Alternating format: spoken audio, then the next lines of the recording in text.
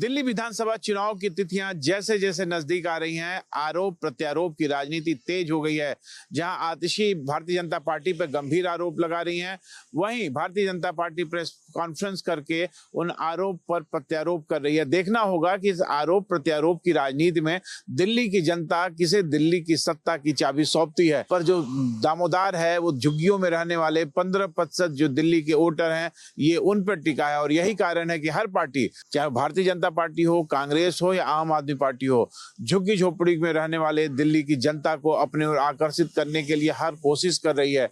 जहां झुग्गी वहीं मकान, 2100 रुपए, फ्री बिजली, फ्री पानी, बस यात्रा फ्री, फ्री स्वास्थ्य, फ्री शिक्षा, और ये सब फ्री फ्री फ्री का जो कहानी है, ये ही राजनीति को तय कर रहा है। आप देखिए कि शीला दीक्षित के 15 साल की सरकार के बाद लगातार आम आदमी पार्टी इन्हीं नारों की बदौलत दिल्ली में सत्ता में अपना जड़ जो है वो जमा चुकी है। देखना होगा कि इस बार क्या दिल्ली की जनता फिर से मौका देती है आम आदमी पार्टी को, या एक बार फिर जिस तरीके से भारतीय जनता पार्टी जी जान से लगी है, उसे दिल्ली की सत्ता मिलती है। पर यह तय होगा 5 तारीख के मतदान के बाद, और पता चलेगा 8 तारीख की मतगणना को। कैमरामैन धर्मेंद्र के साथ रमेश कुमार सिंह, भारत एक्सप्रेस।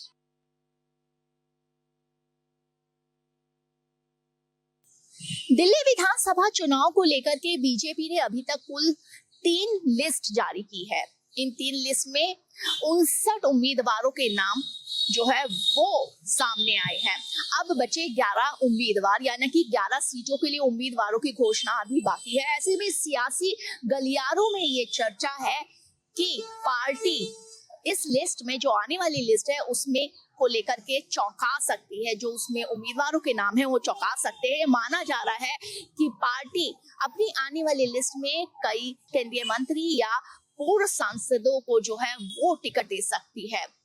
जैसे कि अभी 3 लिस्ट में देख सकते हैं कि कई पूर्व जो पार्षद और कई मौजूदा पार्षदों को टिकट दिया, उनको उतारा चुनावी दंगल में।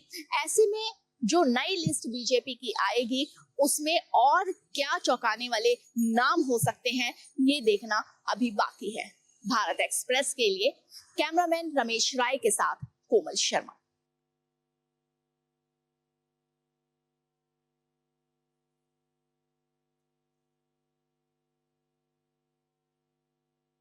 बहन कुमारी मायावती का जन्मदिन 15 जनवरी को जन कल्याण के दिवस के रूप में मनाया जाएगा, और ऐसे में इस बात का कयास भी लगाया जाएगा कि अयोध्या की मिल्कीपुर उपचुनाव में बसपा की रणनीति क्या है। इसको लेकर 15 जनवरी को जब मायावती का जन्मदिन मनाया जाएगा तो कुछ संकेत मिलने के आसार है। ऐसे माना जा रहा है कि प्रत्याशी ना उतारने के फैसले के बाद किस दल को समर्थन देना है, उसको लेकर भी बड़ा फैसला ले सकती हैं। इस बाबत 16 जनवरी को पार्टी के बड़े पदाधिकारियों की बैठक भी बुलाई गई है। मायावती का इस बार का जन्मदिन इसलिए और ज्यादा खास हो जाता है क्योंकि 2024 के लोकसभा चुनाव में बसपा का जो प्रदर्शन था बेहद खराब रहा था।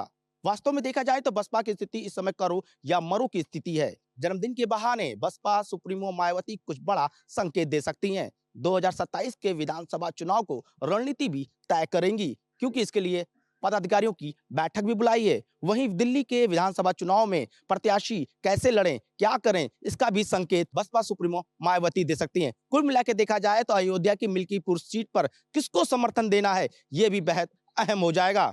वीडियो जर्नलिस्ट नवाज खान के साथ अनुज कुमार, भारत एक्सप्रेस, लखनऊ।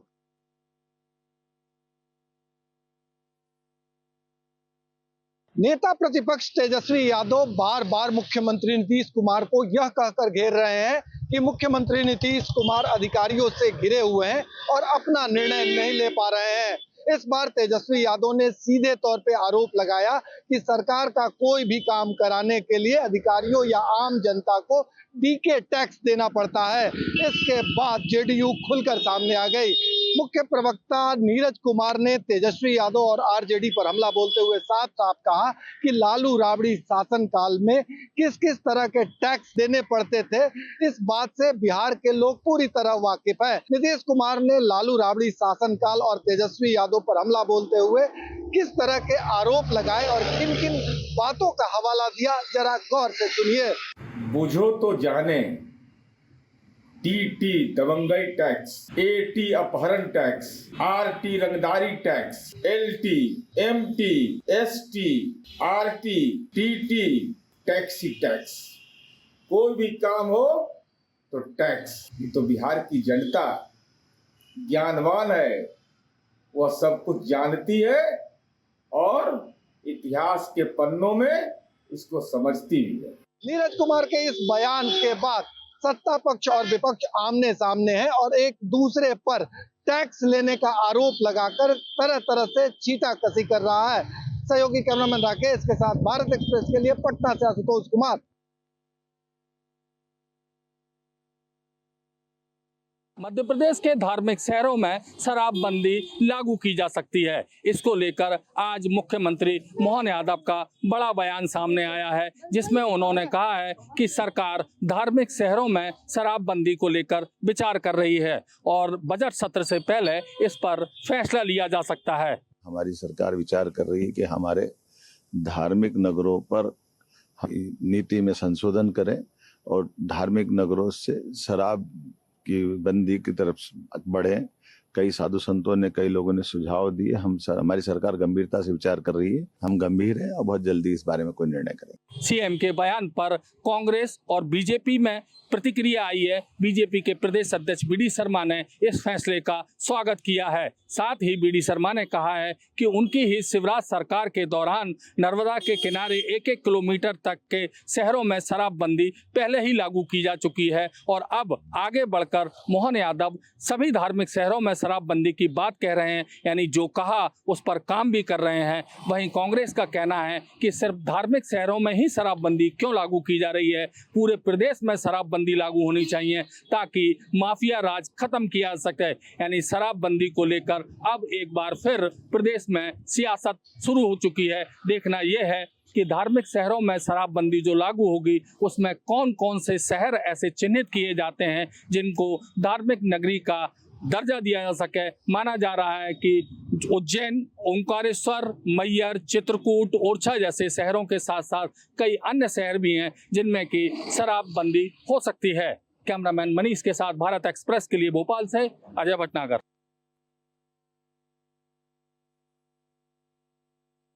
आस्था और भक्ति का ये संगम हम संगम घाट पे अभी भी देख सकते हैं कि किस तरह शाम होने को आई और बावजूद इसके अभी भी लाखों लोग संगम पे स्नान कर रहे हैं। घाटों पे हम देख सकते हैं कि किस तरह से लोगों की ये हुजूम दिखाई दे रहा है। आप देखिए पूरा संगम, ये बीच में जो लाइन है गंगा यमुना का संगम यही है और यहाँ से वहां तक नाव से लोग स्नान कर रहे हैं।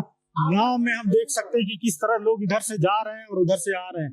आप बीच में देख सकते हैं कि किस तरह पानी की सफाई के लिए एक ये चलाई जा रही है और ये पानी में अगर गंदा कुछ मिलता है तो तुरंत उसे निकाल लेता है। पिछली बार तक कुंभ सिर्फ इस घाट पर होता था, लेकिन इस बार दूसरी तरफ भी इंतजाम किए गए हैं। अरैल घाट है वो और बनाया गया, वहां पर भी, वहां से भी लोग संगम में आ रहे हैं, स्नान कर रहे हैं और नाव से भी किस तरह से और किस तरह तैयारी की गई है। लोग लाइफ जैकेट पहन के और किस तरह से सुबह से ये सिलसिला चलता शुरू और अब चूंकि शाम होने को आई है और सनसेट आप देख सकते हैं होने वाला है और सूर्य की किरणें किस तरह से पानी में चमक रही है और किस तरह से लोगों में इस स्नान को लेकर उत्साह है और इसीलिए आज सुबह से ये भीड़ काफी लोग यहाँ पर स्नान कर चुके हैं और आज चूंकि पूर्णिमा का स्नान था, कल मकर संक्रांति का स्नान है और ये उम्मीद है कि कल और भी ज्यादा लोगों के आने की संभावना है। अभी तक जो अनुमान लगाया गया उसके मुताबिक लगभग 1.5 करोड़ लोग आज स्नान कर चुके हैं और कल ये संख्या बढ़ भी सकती है। कैमरामैन धर्मेंद्र के साथ अजीत प्रताप सिंह, प्रयागराज, भारत एक्सप्रेस। कुंभ 2025 बल्कि यूं कहिए कि मकर संक्रांति 2025 को लेकर के वाराणसी में जिला प्रशासन ने अपनी तैयारी मुकम्मल कर ली है। सुरक्षा व्यवस्था की अगर बात करते हैं तो वाराणसी में कल शाम को जो है वाराणसी के जिला अधिकारी तथा वाराणसी के पुलिस कमिश्नर मोहित अग्रवाल के नेतृत्व में वाराणसी के हर शहरों के हर चौराहों के हर सड़कों पर जबरदस्त चेकिंग की जा रही है और यह चेकिंग का आलम लगातार बरकरार है। इस समय मैं वाराणसी के कैंट रेलवे स्टेशन पे हूँ जहाँ पर सीआरपीएफ ने पूरी अपनी मोर्चा संभाल रखी है। पूरे कैंट स्टेशन परिसर पे अगर बात किया जाए तो सीआरपीएफ, पीएससी, एसडीआरएफ, एनडीआरएफ की टीम, साथ ही फायर ब्रिगेड की टीम को लगाया गया है। सुरक्षा व्यवस्था मुकम्मल रहे इसके लिए एक एक यात्रियों की बाकायदा चेकिंग की जा रही है। वहीं अगर दूसरी तरफ बात करते हैं तो वाराणसी के जिला प्रशासन, नगर निगम, पीडब्ल्यूडी के अधिकारी, फायर ब्रिगेड के अधिकारी, रेलवे प्रशासन तथा एयरपोर्ट अथॉरिटी के अधिकारियों ने सड़क पे चक्रमण करके सुरक्षा व्यवस्था का मुकम्मल तैयारियों का जायजा लेते हुए मुकम्मल व्यवस्था कर रही है कि किसी प्रकार की किसी को कोई समस्या न हो। 14 तारीख को वाराणसी में मकर संक्रांति का स्नान है और जिला प्रशासन ने जो अपना उम्मीद लगा रखा है वो लगभग 25 लाख भक्तों को आने का अंदाजा लगाकर उस प्रकार तैयारी कर रखी है। और अब 14 तारीख को मकर संक्रांति का स्नान होगा, ऐसे में किसी भी प्रकार की कोई समस्या न हो इसके लिए सुरक्षा व्यवस्था का जहां व्यापक व्यवस्था किया गया, वहीं पर यातायात व्यवस्था के लिए सड़क पर ट्रैफिक के जवानों को 24 घंटे के लिए लगाया गया है कि किसी प्रकार से भी कहीं जाम न दिखे, जिससे आने वाले भक्तों को सुगम दर्शन एवं स्नान कराया जा सके। कैमरा पर्सन अभिनव वर्मा के संग विमलेंद्र राय, भारत एक्सप्रेस, वाराणसी।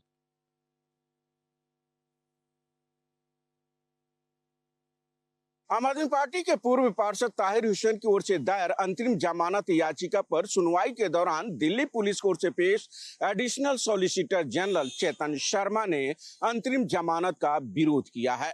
उन्होंने कहा कि जेल में रहते हुए नामांकन भरा जा सकता है, इसके लिए कई उन्होंने उदाहरण भी दिया है। वहीं ताहिर हुसैन की ओर से पेश वकील ने कहा कि चूंकि AIMIM एक रिप्यूटेड पार्टी है और मान्यता प्राप्त पार्टी है, इसलिए वो अपने सभी दस्तावेज सौंपना चाहते हैं, इसलिए उन्हें अंतरिम जमानत दी जाए। मामले की सुनवाई के दौरान यह भी कहा गया कि अंतरिम जमानत इसके लिए देना उचित नहीं होगा।